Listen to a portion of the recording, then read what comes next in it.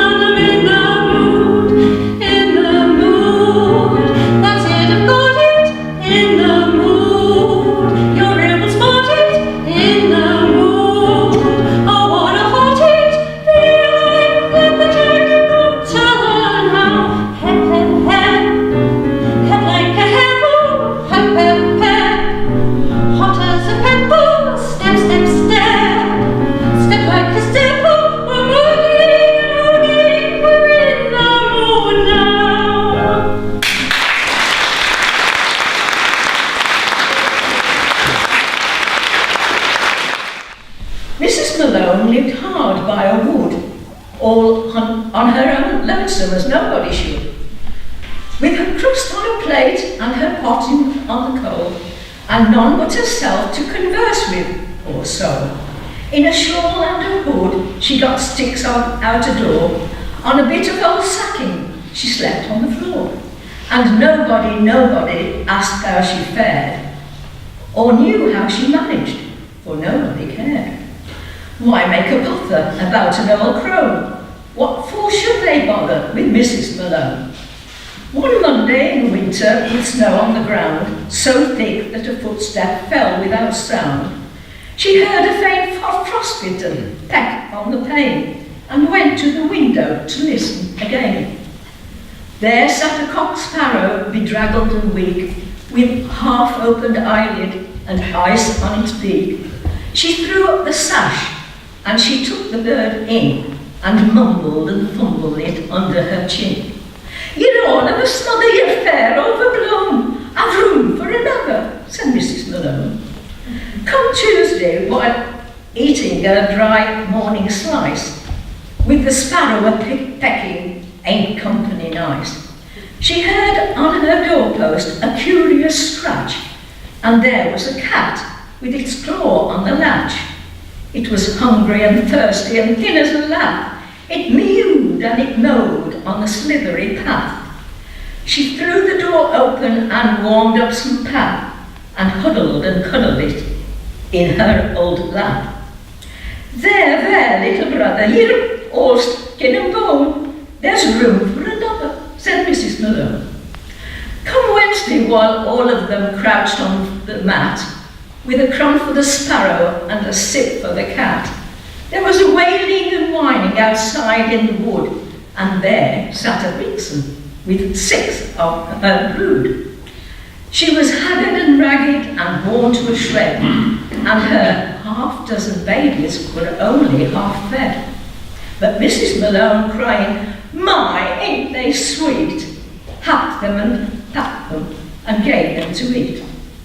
"You'll warm yourself, mother, you're cold as a stone. There's room for another," said Mrs. Malone. Come Thursday, a donkey stepped off on the road with sores on his withers from bearing the load. Come Friday, when icicles pierced the white air, down from the mountainside lumbered a bear. For each she had something, if little to give. Lord knows the poor critters must all of them live. She gave them her sacking, her hood under a shawl, her a loaf and a teapot, she gave them her all. What with one thing and t'other, their families grow, and there's room for another, said Mrs. Malone. Come Saturday evening, when time was to sap, Mrs. Malone had forgot to sit up. The cats said meow, and the sparrow said peep.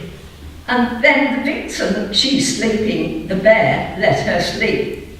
On the back of the donkey they bore her away, through trees up the mountains, beyond night and day, till come Sunday morning they brought in her in state, through the last cloud bank, as far as the gate. Who is it, said Peter, you have with you there? And donkey and sparrow, cat, vixen and bear, exclaimed, do you tell us, up here she's unknown? It's our mother, God bless us, it's Mrs. Malone, whose belongings were few, and whose holding was small, and whose heart was so big she had room for them all. When Mrs. Malone of a sudden awoke, she rubbed her 2 eyeballs and anxiously spoke. Where am I? To goodness, and what do I see? My dear, let's turn back. This ain't no place for me. But Peter said, Mother, go into the throne. There's room for another one. Mrs. Malone.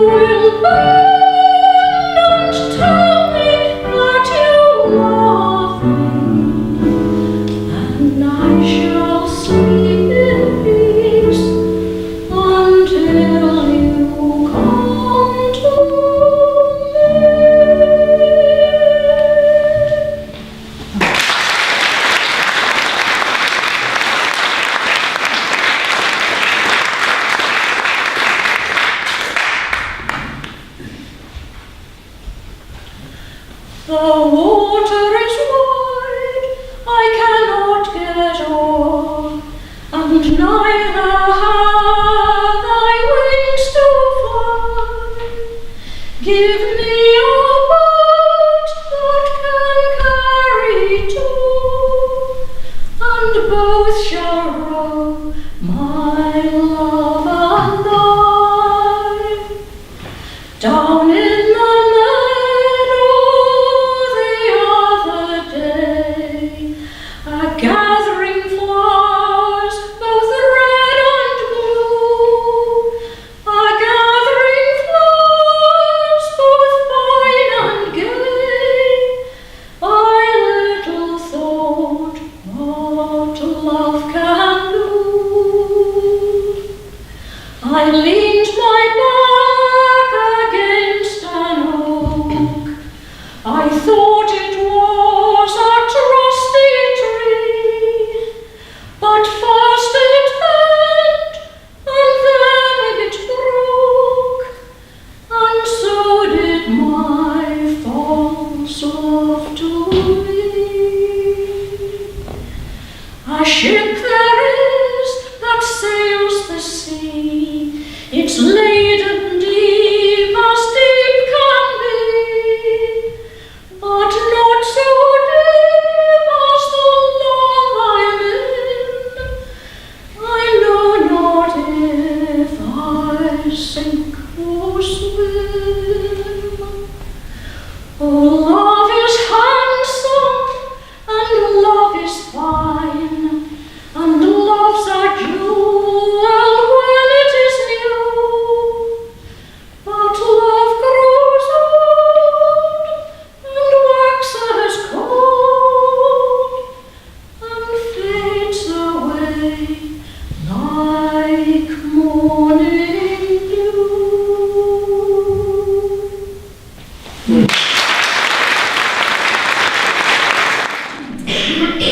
Now, I've had his report saying just the right sort, motivated and a jolly good show.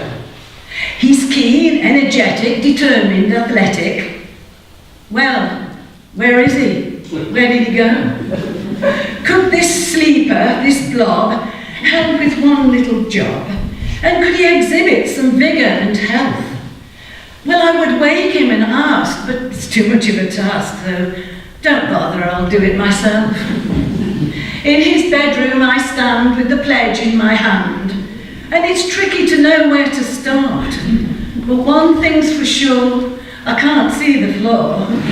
The place has been taken apart. Buying food off I dash, and the plastic I flash, round the vast supermarket I fly. I was straight when I went, but I am now bent by the weight of the shopping I buy. I have lost all my charms and grown orangutan arms as I lope along clearing each shelf. So it would have been great if you'd washed up your plate, but don't bother, I'll do it myself.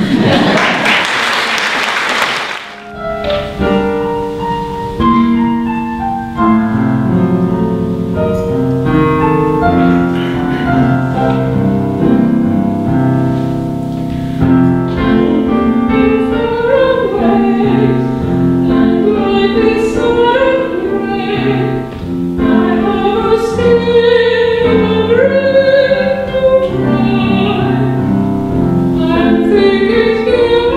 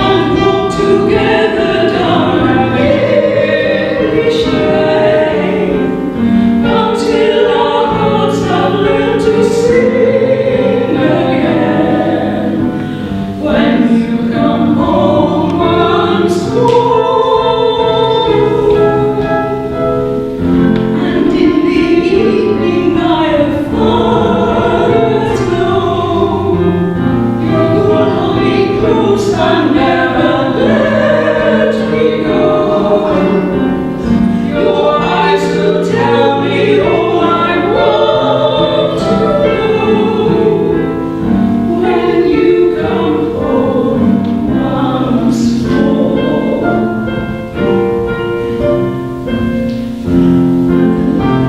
Love and you, the simple joys we knew and shared together.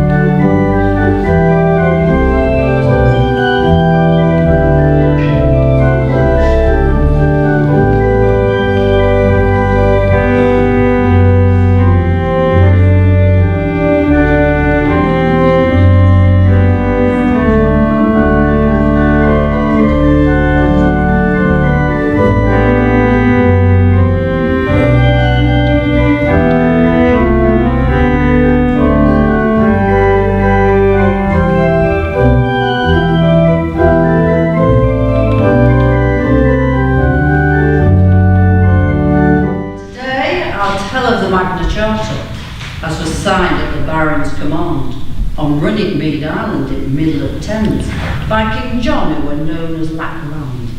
Some say it were wrong of the barons, their will on the king so to thrust, but you'll see when you've heard both sides of the tale that they had to do summat or bust. For John, from the moment they crowned him, started acting so cunning and sly. Being king, of course, he could do no wrong, but by golly, did John could try. He squandered the ratepayers' money, all their cattle and corn did he take, till there wasn't a morsel of bread in the land, and folk had to manage on cake.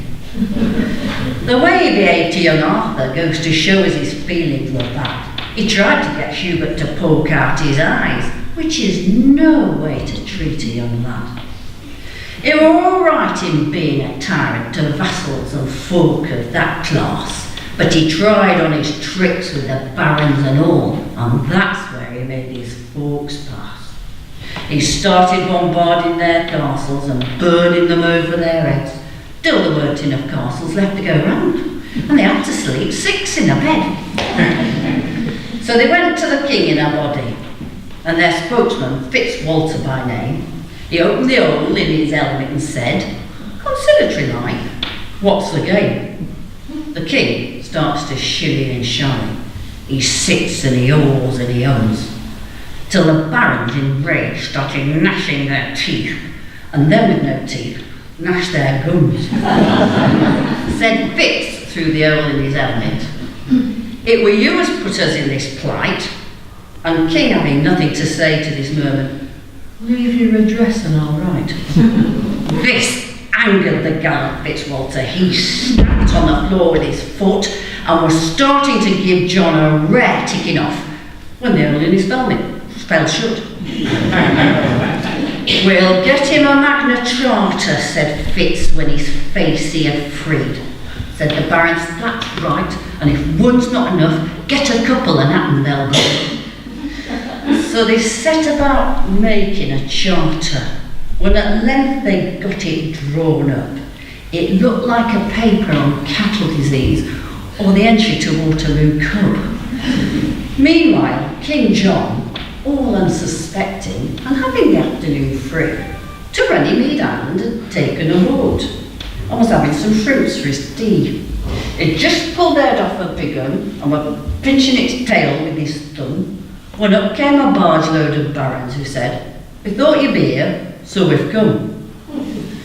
When they told John they'd bought Magna Charta, King seemed to go kind of limp. But minding his manners, he took off his hat and said, thanks very much, have a shrimp. You best sign at once, said Fitzwalter. If you don't, I'll tell thee for a start. Next coronation will happen quite soon and you won't be there to take part. So they spread charter out on tea table and John signed his name like a lamb. His writing in places was sticky and thick through dipping the pen in the jam. And it's through that their Magna Charta, as was signed by the barons of old, that in England today we can do what we like, so long as we do what we're told.